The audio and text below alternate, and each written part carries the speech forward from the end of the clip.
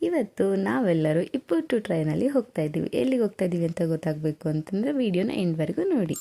Tata, welcome back to my another mini vlog.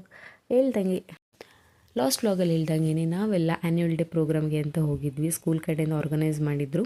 So ಅದನ್ನೆಲ್ಲ ಮುಗಿಸ್ಕೊಂಡು annual day ತುಂಬ ಬೇಗನೆ ಮುಗೀತು. ಕಬ್ಬನ್ ಪಾರ್ಕಲ್ಲಿರೋ ಬಾಲ್ ಭವನಲ್ಲಿ ಆರ್ಗನೈಸ್ ಮಾಡಿರೋದ್ರಿಂದ ಬೇಗನೆ ಪ್ರೋಗ್ರಾಮ್ ಕೂಡ ಕಂಪ್ಲೀಟ್ ಆಗಿ ವಿತಿನ್ 1:30ಗೆಲ್ಲ ಇನ್ನು ಸೆಕೆಂಡ್ ಆಫ್ ಇನ್ನೇನು ಮಾಡೋದು, ಹೇಗಿದ್ರು ಬಂದಿದ್ದೀವಲ್ಲ ಅಂತ ಅಂದ್ಬಿಟ್ಟು ಕಬ್ಬನ್ ಪಾರ್ಕ್ನ ಎಕ್ಸ್ಪ್ಲೋರ್ ಮಾಡ್ತಾ ಇದ್ದೀವಿ.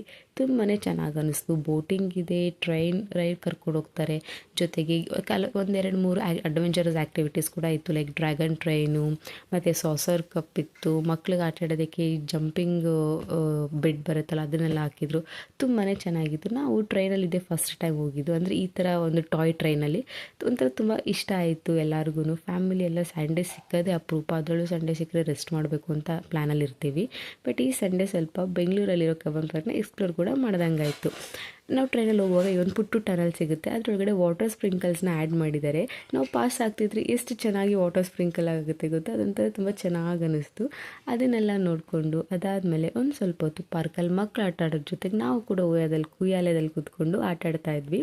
ಅದನ್ನೆಲ್ಲ ಮುಗಿಸ್ಕೊಂಡು ನೆಕ್ಸ್ಟ್ ಟ್ರೈನ್ ರೈಡ್ಗೆ ಹೋದ್ವಿ. ಟ್ರೈನ್ ರೈಡ್ ಬಂದುಬಿಟ್ಟು 40 ರೂಪೀಸ್ ಟಿಕೆಟ್, ಓಕೆನಾ.